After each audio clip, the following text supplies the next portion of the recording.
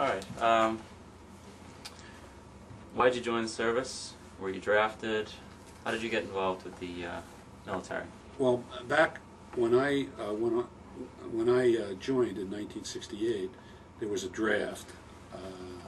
The war was almost at its height, and you really didn't have a choice. You were either going to, well, I guess there was a choice. You could have gone to Canada, but I probably would have been drafted, but I joined the Navy, and I have a degree in civil engineering, so I decided that if I were going to go in the military, I would try to combine my education, and I was accepted into the Navy Civil Engineer Corps.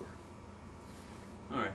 Before we forget, you state your name and rank? Name, rank, serial number, and date of birth. Yep. John Heinstadt. And I was, when I was in Vietnam, I was an ensign in the United States Navy. Right. What were you doing before you joined the service? I was working. I had gotten a graduate degree in 1967, and I was working at that time for the New York State, working on their Clean Waters program, working on cleaning up the Hudson and Mohawk rivers in upstate New York.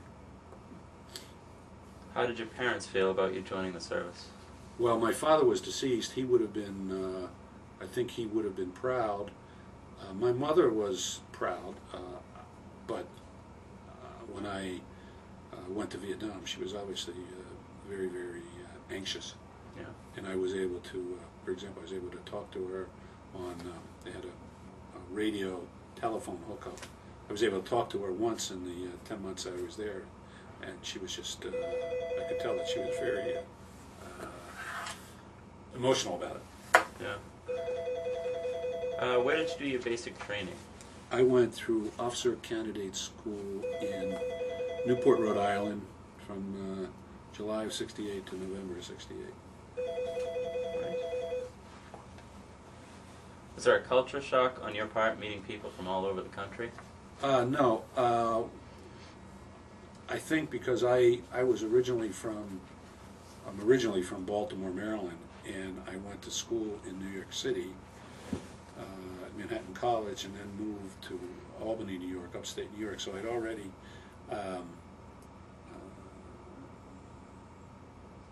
gotten out of my comfort zone. Yeah. I just want to, I mean, if you can imagine going, you know, although Baltimore's a big city, it's kind of small, southern, and going to school in New York City, that was a culture shock. But once I got over that, it wasn't, it really wasn't a culture shock. Do you have any interesting stories from your basic training experience?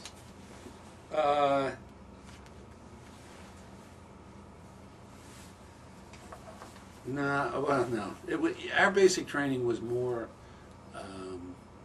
it was more classroom than anything else. We were, the interesting thing about the Navy Officer Candidate School, they were training officers to drive ships, and I wasn't going to drive a ship. So the courses that we were taking, seamanship, navigation, what was some of the other courses, tactics, they were all for shipboard officers. So the experience wasn't the same as, you know, you hear about boot camp, Marine Corps, Paris Island, or anything like that. It was more, although we had physical training and military training, it was more academic than military. Mm. What was your military occupational specialty? Well, I was in the Civil Engineer Corps, Navy Civil Engineer Corps. Yep. In what zone of combat did you see action? Vietnam. I should look at the camera, right? All right. In the war, during your time in Vietnam, did you know what you were fighting for? And did you believe that the U.S. government's mission was correct? Yes, and yes. You know, I thought that we were, the government's stated mission was to protect the people of South Vietnam from a communist takeover, and I thought that was correct. Were you happy to be in Vietnam?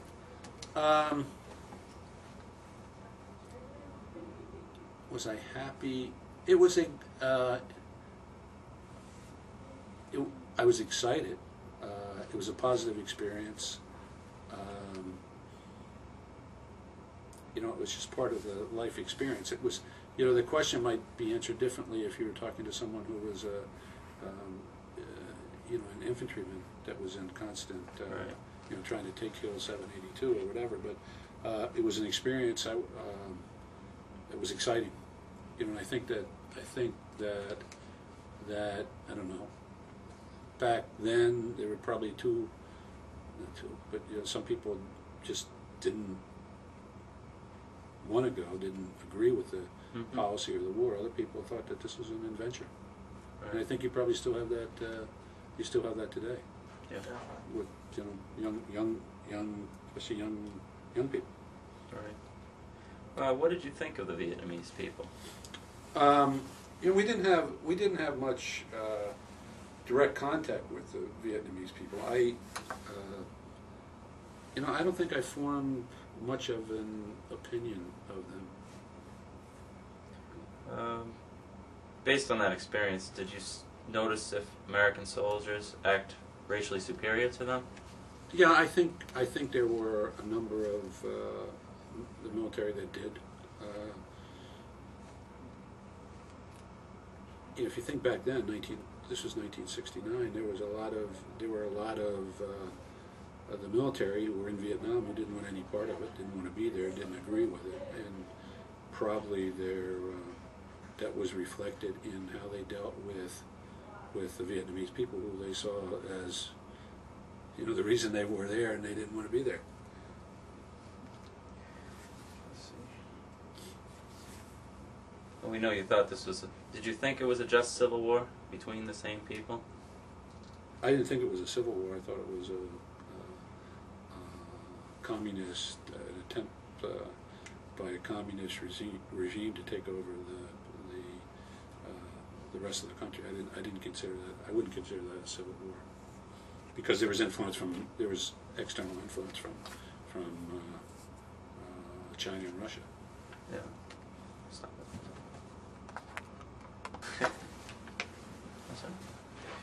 Were your officers as bad as they are portrayed in the movies? Well, I was an officer, so it's kind of a wrong question, but yeah, I think as in any other anything else, there were good officers and there were bad officers, and you know, it was for a lot of combat units. It was really difficult when you think about it. You had draftees who didn't want to be there, and officers who were young and relatively inexperienced. So it was obviously there were times when it didn't work, and the officers were bad, and but you know, in a lot of cases the troops were bad also. But I didn't, you know, I can't really personally relate to that. Right. Did you ever have a feeling that you were winning the war or could win the war? I don't, you know, we weren't, personally, I wasn't in the unit that was trying to win the war. We were building, constructing, and, you know, it was positive. I mean, we were repairing bridges that, we used to kid, we'd pave roads, and we said, well, we would kid that the North Vietnamese or the Viet Cong would leave us alone because we used the roads during the day, they used them at night. So the road was good for them also.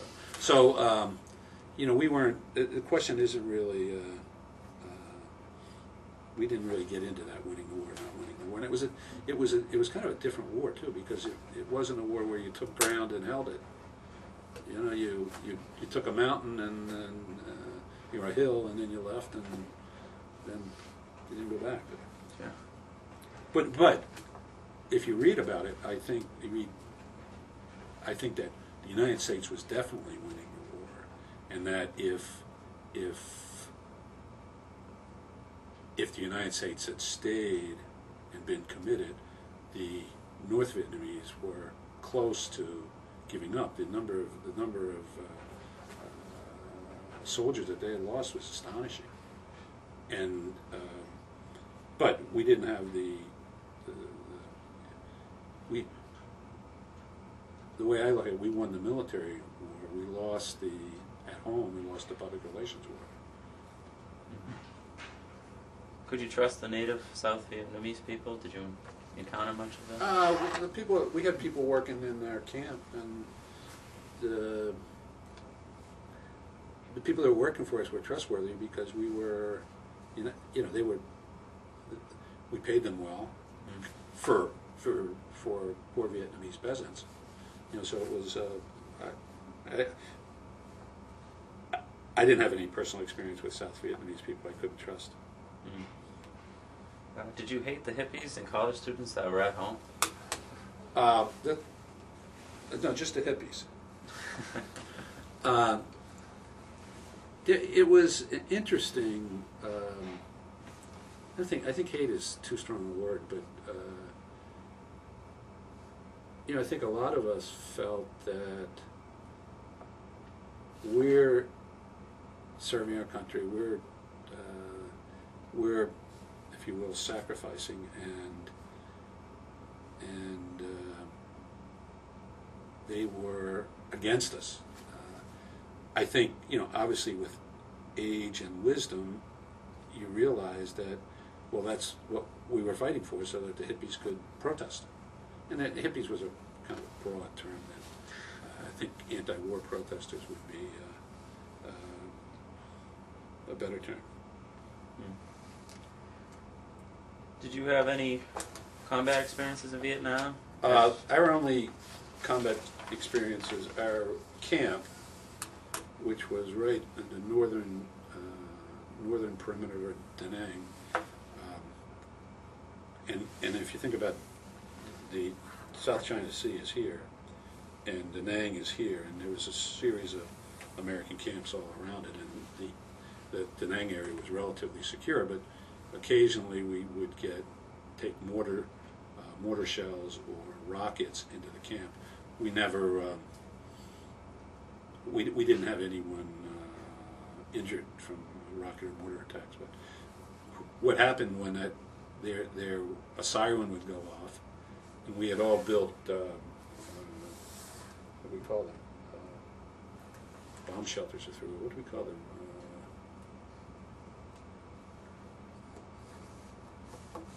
Anyway, it was dug a hole and put a corrugated metal culvert over it, and then just covered it with sandbags. It was all sand. It was we were right on the ocean. It was all sand. What do you call it? Mortar. I have to think about that. So the siren would go off. You get out of bed. You run into your. It was different. We were on a schedule. We worked literally 12-hour days, construction. Up at 5 o'clock and worked all day, and then dinner at get back to camp and dinner at whatever 6:30, and then a little bit of free time, and then back to bed. Do you have any close friends that got killed in the war? I didn't have any close friends. I had a relatively close friend from college who was in the Air Force. He died in it wasn't a combat related. It was just he was flying as a pilot in a tanker, a refueling plane that just crashed, but it wasn't due to enemy action. I worked with a guy one summer when I was in college that got killed, but he wasn't close. In your experience, were drugs prevalent in Vietnam? Not in my experience.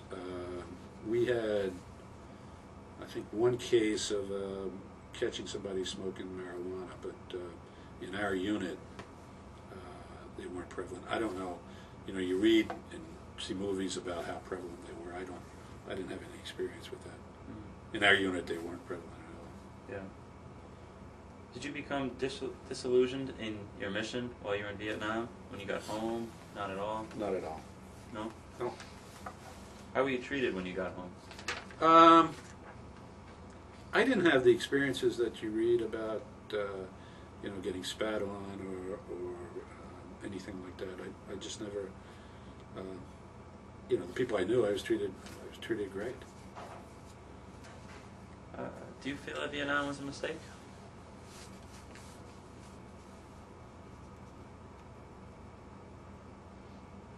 I feel it was a mistake.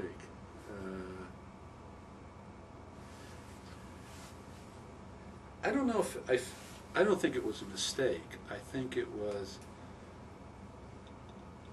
something that changed this country forever. It was a different country, and it wasn't. And I'm thinking more political than anything else. It was a different country before Vietnam than it is even now. You know, because before Vietnam, the experience, although Korea got in there, the experience that most people remembered was kind of a positive experience of World War II, you know, saving us from the Japanese and the Germans. So the wars that we fought were, First and Second World War, were to protect the country. But that all changed, although it should have changed after Korea. Korea was a lot shorter and not as there weren't as many losses. Vietnam just really changed this country forever. What are your biggest regrets about your military service in Vietnam? Are there any? No, I don't have any regrets. As a matter of fact, I had volunteered to go back for another tour with I was in the Navy Civil Engineer Corps, but I was attached to the Seabees. And the Seabees were as I said, they were construction battalions, but they had 13-person teams that they would send in and put in a village, small village, and they had one officer, a chief petty officer, a corpsman, a medic, 2 carpenters, 2 electricians, 2 heavy equipment operators, a mechanic, and a surveyor. And they would go into villages and, you know, drill wells, build schools, do civic. It wasn't a combat mission. It was we called it a civic action mission. And I had volunteered to go back with one of those teams. And in hindsight, one of the reasons was you got extra pay. It was very, you know, you didn't spend your money when you rode there, so it was a very very good duty. And we went through 6 months of training, and right at the end of the training, they the site we were supposed to go to, Rock Ja, down in the Delta, they just closed the site. The war was winding down there in 1960, 69, 70, and so we didn't go. But I don't have any regrets. Did you receive any medals? I didn't receive any personal medals, but our unit received Presidential Unit Citation. We received well, everybody that was there for, I think you had to be 90 days, you got a Vietnam Service Ribbon and from a medal from the government, our government, and then one from the Vietnamese government. And then we got one from the Vietnamese government for doing civic action, for the type of thing the schools, churches, not churches, schools, drilling wells, building roads. But I didn't get any personal decorations. Was My Lai just one of the many massacres that took place? I don't think there were many massacres that took place. Was Cali innocent or guilty? Well, I think he was guilty. Right. I think he went to trial and was found guilty, wasn't he? Do you think that any of your fellow veterans of Vietnam use all the angst about the war as an excuse for not pulling their lives together? I think there are some that do. I don't know anyone personally. I remember a friend of mine was a Marine Corps officer in Vietnam, saw a lot of combat, and he felt very strongly that the people that are not pulling their lives together, if there are those times, wouldn't have pulled their lives together if they hadn't gone to Vietnam. But that's just one opinion. They're talking a lot about post-traumatic stress disorder and things like that. So I'm sure there's a whole range. There are some that are just using an excuse, and there are others that legitimately are having a tough time pulling their lives together because of the combat experience. And it's different than you listen to, or you read about the Second World War veterans, and they were the veterans that didn't seem to ever talk about it, and just sucked it up and got on with their lives. And there's a good book